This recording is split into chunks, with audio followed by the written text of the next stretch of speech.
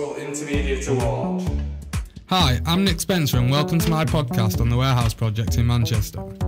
The Warehouse Project started in 2006 at the Old Boddington's Brewery in Manchester City Centre, with Public Enemy headlining the first ever event on Thursday the 5th of October. In 2007, the Warehouse Project team had to find a new home as the Boddington's Brewery was knocked down and turned into a car park. The Warehouse Project found an old air raid shelter underneath Manchester Piccadilly train station, and after trialling the new venue in a series of events called Beneath the Streets over the May Bank holiday, they made this their new home. So, what is the Warehouse Project? The Warehouse Project is a series of music events spread over the last 12 weeks of the year, starting either at the end of September or beginning of October and always ending on New Year's Day with their massive closing party. For 12 weeks, every Friday, Saturday and the occasional midweek night, the Mighty Warehouse Project hosts some of the country's biggest club nights and some of the world's biggest DJs. The Warehouse Project is aimed at anybody who likes any form of electronic music.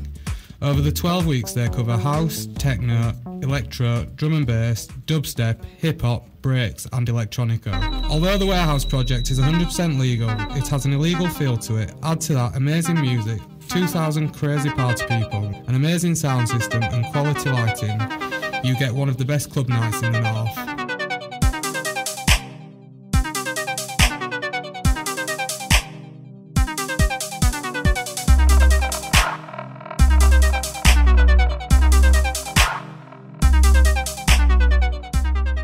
This year I am attending 3 of the Warehouse Projects, the first of which will be minus the infamous Richie Hawtin's record label party.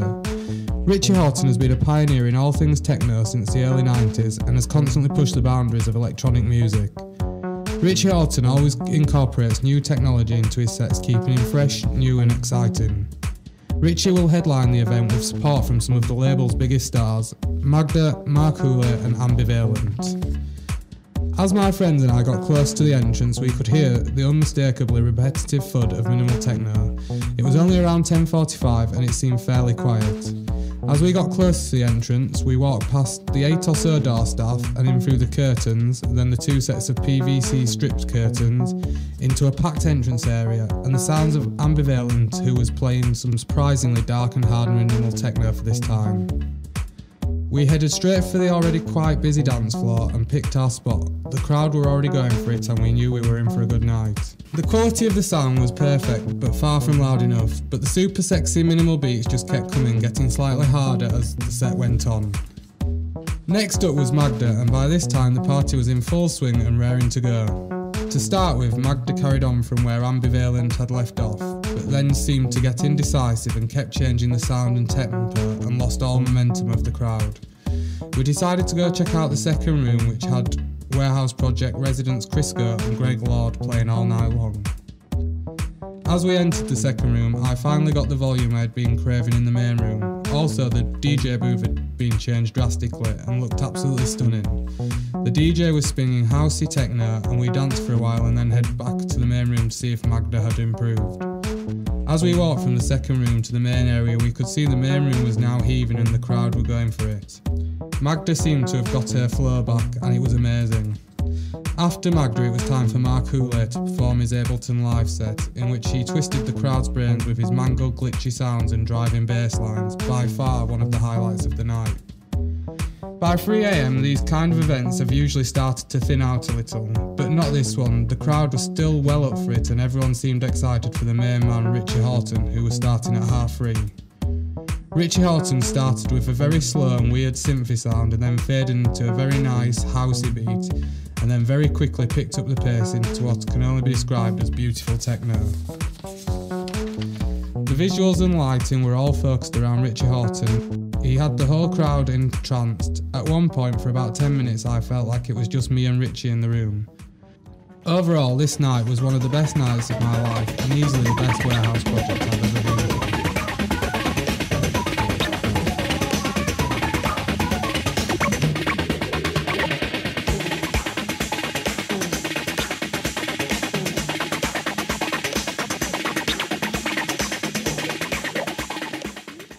Now, I'm going to have a little chat with a student from Manchester who attends the Warehouse Project regularly each year. His name is James. Hi James, how are you? Hi Nick, I'm fine.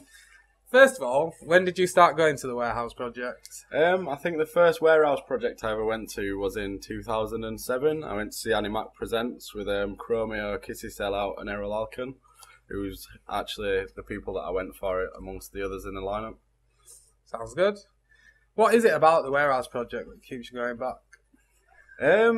Every year since I've initially gone to the warehouse project, after going to like festivals and stuff like throughout the whole year that I look forward to, I always, even though the warehouse project is a planned 1 or 2 events maybe that we go to a year, after all the festivals I still always look forward to the warehouse project because it is just something different and something a little special, even though it is only one night compared to a few days at a festival. I think it's just mainly the fact that it is just done so well, it's put together so well, the venue's amazing, the sound's amazing, and the visuals and everything are just all spot on. I have to agree, it is very well organised. So how many events have you been to this year, and which ones? This year so far I've been to Minus to see Richie Horton and Magda, which is a techno event. Really, I think they're at the top of what they do and that. And then I've also been to see Kieran Hebden curates, which we went to see Kieran Hebden, which is also known as Fortet, Nathan Fake and James Holden, who are 2 DJs, producers who we wanted to see for a very, very long time. It was unfortunate that they were both on at the same time. Yeah, that was something that was a bit gutted about, as they were both on in different rooms. So we went to see Nathan Fake instead. Saw him play The Sky Was Pink. It was epic. Have you been to any others? Looking at going to Scream in December. That should be a good one after last year where the bass was actually so loud from the music that the sand was rattling out of the air conditioning. Finally, what is the best event you have been to at the Warehouse Project, and who is the best artist? That's quite a difficult question. The best event I would say would be Minus, because a lot of this year, the stuff that I've been learning, the visual side of things, kind of came into play with a lot of stuff that I was learning about, and it was good to kind of understand what was going on with the visuals. And I had a quick chat with the guy that was doing the visuals for Richie Horton, just to have a see what was going on, and that was nice. As for the best artist, I think it was probably Sven in 2008, which was just a legendary set that it had a slight variation from another couple of sets we'd seen him play at festivals earlier that year, but I think that's what made that night better, because we had some familiarity with the set, so we knew kind of what was coming in places, but then obviously it trips you up as it changes things. As any good DJ does. Yep. Anyway, thank you very much. No problems.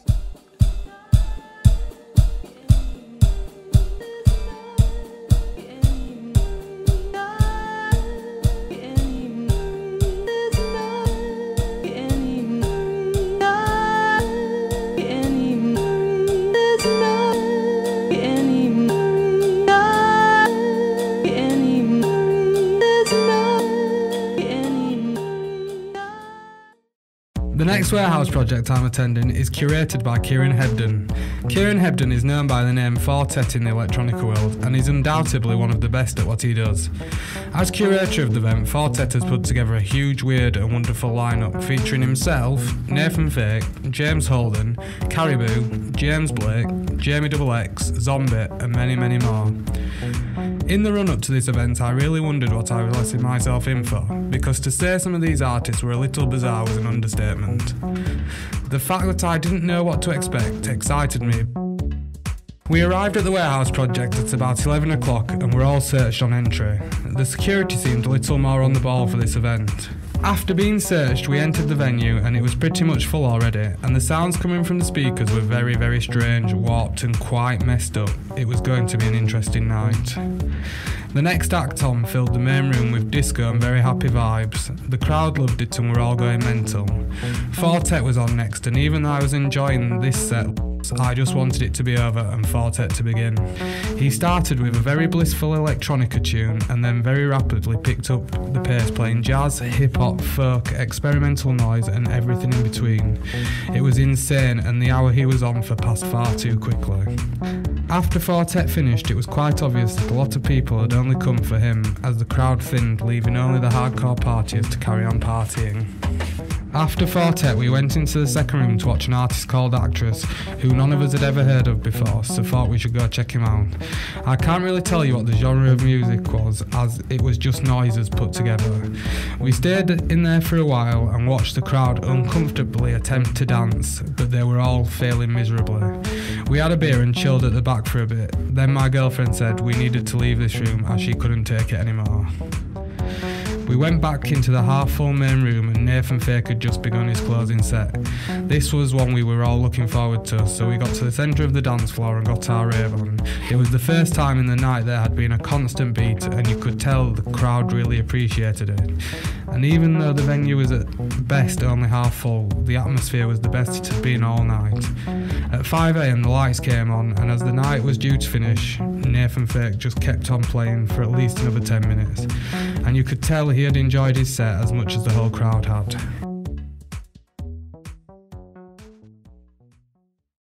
Once again, the Warehouse Project had delivered another amazing night. Personally, I think this year has been the best by far.